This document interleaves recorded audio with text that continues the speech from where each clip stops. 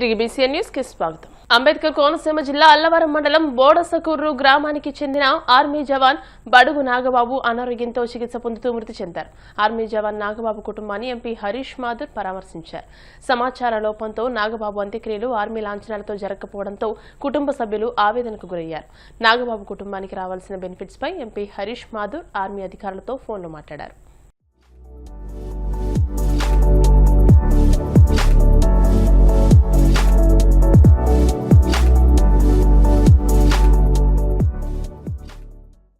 మాజీ CM Jagan YCP శ్రేణులపై Unguturu MLA Pachamatla Dharmaraju తీవ్ర విమర్శలు గుప్పించారు. దేవుడంటే భక్తి గాని భయం గాని లేని నాయకత్వమే రాష్ట్రాన్ని ఈ స్థితికి తీసుకొచ్చిందని వ్యాఖ్యానించారు.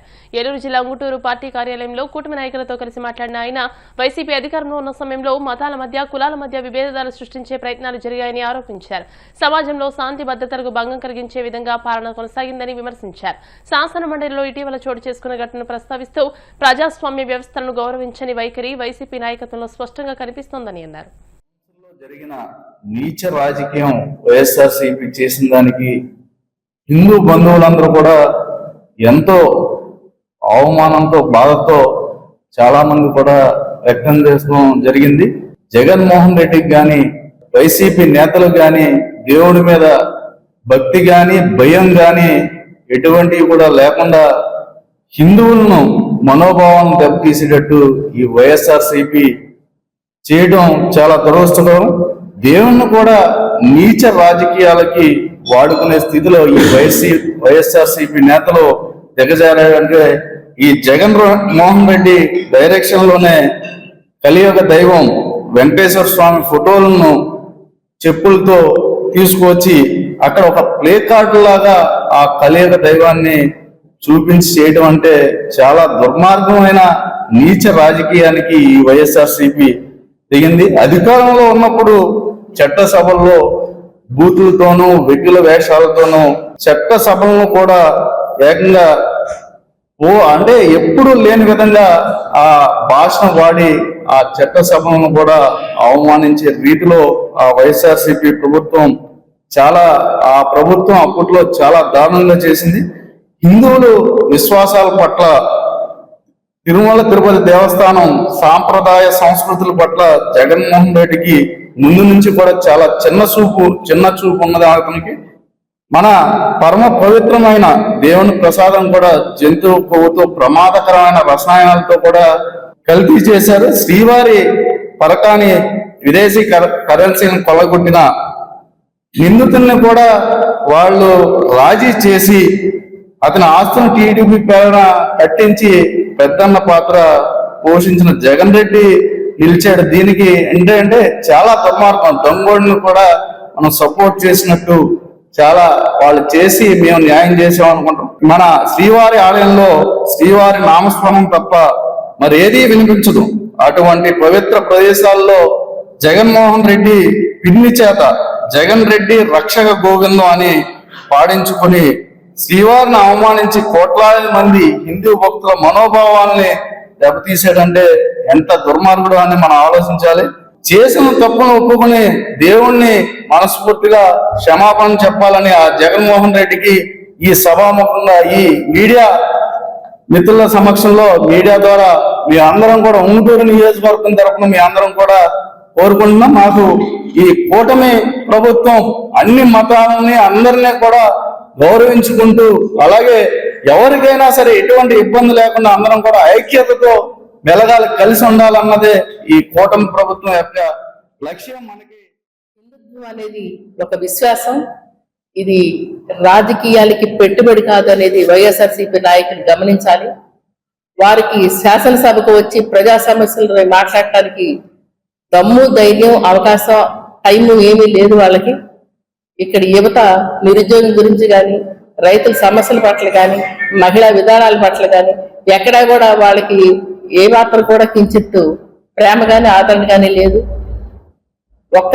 ఒక్కరోజు కూడా శాసనసభకి రాని వ్యక్తులు ఈ రోజున రాజకీయ డ్రామాలు ఆడటం కోసం ఆ వెంకటేశ్వర స్వామి పటాలని చెప్పులతో తీసుకొని శాసన మండలిలోకి రావటం అనేది అది ఎంత ప్రజాస్వామిక వ్యతిరేకమైన విషయం అనేది వీళ్ళకి తెలియట్లేదు అనేది మేము సూటిగా కూటమి తరపున మేము ప్రశ్నిస్తున్నాము. లడ్డూ కల్తీ విషయాన్ని పక్కకు పట్టించడం కోసం హెరిటేజ్ లాంటి విషయాల్ని లాగటం, ఆ తర్వాత ఆ విషయం మీద కూడా వాళ్ళు సక్సెస్ అవ్వలేని పరిస్థితుల్లో ఈ రోజున నాటకీయంగా శాసన మండలి యొక్క పూర్తి స్థాయి నియమాలను కూడా పక్కకు పెట్టి ఉల్లంఘించి అంత చేటుగా వాళ్ళు రావాల్సిన అవసరం ఏంటనేది కూటమి తరపున మేము ప్రశ్నిస్తున్నాం.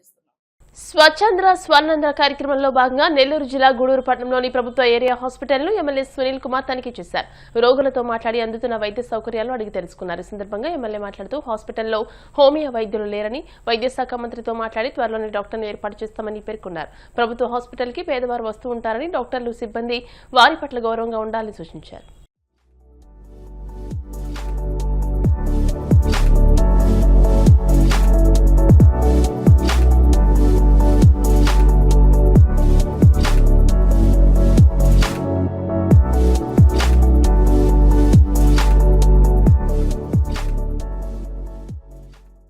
ఎన్డీఏ గవర్నమెంట్ ఈ యొక్క రాష్ట్రం అటువంటి మొత్తం అందరు ఎమ్మెల్యేలు హాస్పిటల్కి వెళ్ళి అక్కడ ఏమన్నా అవసరాలు ఉన్నాయేమో చూడమని మమ్మల్ని పొమ్మన్నారు.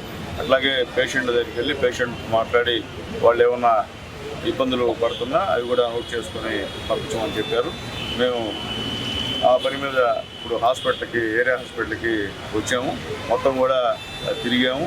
అయితే పేషెంట్లు అందరూ కూడా మమ్మల్ని బాగా చూస్తున్నారు అని చెప్పారు. సంతోషంగా ఉంది. అయితే కింద దుప్పట్లు చినిగిపోయిన దుప్పట్లు వేయడం చాలా బాధగా ఉంది. ఎందుకంటే దుప్పట్లు లేవా, లేకపోతే నేను కొన్నిసానంటే ఉన్నాయి సార్, కొత్త 80 చలుగా మా దగ్గర ఉన్నాయని చెప్పారు మా సూపరింటెండెంట్ గారు. అయితే ఇట్లా ఎమ్మెల్యే వస్తున్నప్పుడు కొత్త దుప్పట్లు వేసేదానికి కూడా అంత ఓపిక లేకపోతే ఇబ్బందిగా ఉన్నటువంటి పరిస్థితులు. ఎందుకంటే అది పద్ధతి కాదు, ఇంకైతే సహించేది లేదు. ఎందుకంటే మీరు ఇది వాళ్ళ వల్లే జీతాలు వస్తున్నాయి మనకి, అది గుర్తుపెట్టుకోండి.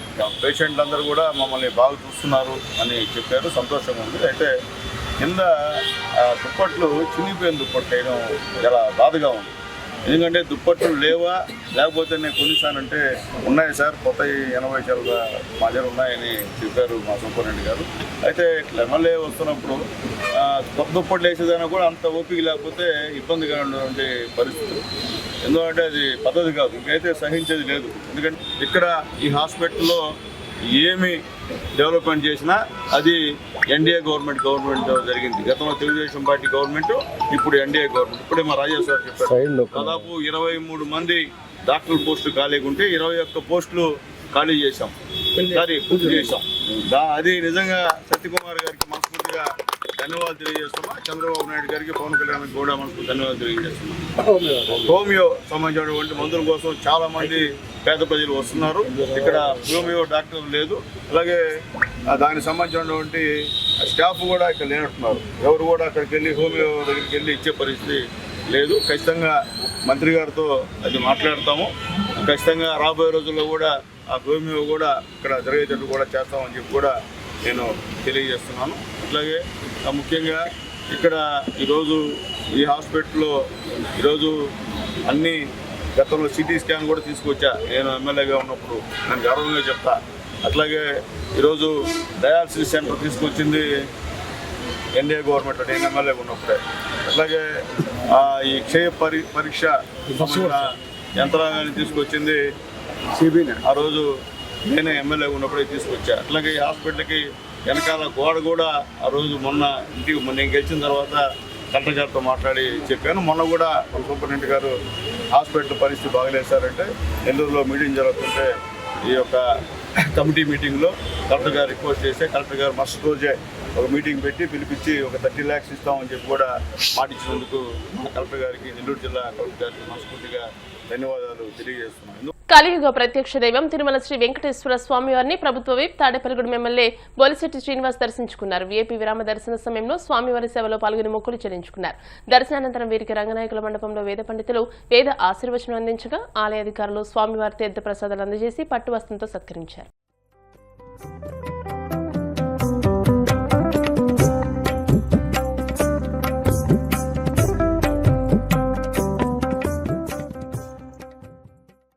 వార్తలు ముగించే ముందు ముఖ్యాంశాలు మరోసారి. గ్రామీణ కనెక్టివిటీ కోసం కేంద్ర రాష్ట్ర ప్రభుత్వాల మధ్య కీలక ఒప్పందం. ఏడాదిన్నరలో ప్రతి ఇంటికి హైస్పీడ్ ఇంటర్నెట్ అందించడమే లక్ష్యమన్న సీఎం చంద్రబాబు. ముఖ్యమంత్రి సహాయ నిధి పేదలకు వరమన్న నిమ్మల రామానాయుడు. పాలకులలో 111 మంది లబ్ధిదారులకు 86 లక్షల సీఎంఆర్ఎఫ్ చెక్కులు పంపిణీ చేసిన మంత్రి. రాజకీయ ప్రయోజనాలే లక్ష్యంగా పరకామణి కేసును చంద్రబాబు మళ్లీ తెరపైకి తెస్తున్నారు. టీటీడీ మాజీ చైర్మన్ భూమన కరుణాకర్ రెడ్డి మండిపాటు. తిరుమల శ్రీవారిని దర్శించుకున్న ప్రభుత్వ విప్ తాడేపల్లిగూడెం ఎమ్మెల్యే బొలిశెట్టి శ్రీనివాస్. ఆలయ మర్యాదలతో స్వాగతం పలికిన అధికారులు. ఈ వార్తలు ఇంతటితో సమాప్తం. మరిన్ని వార్తల కోసం BCN digital YouTube channel, Facebook page ని ఫాలో అవ్వండి. అప్డేటెడ్ వార్తల కోసం ప్లీజ్ సబ్స్క్రైబ్.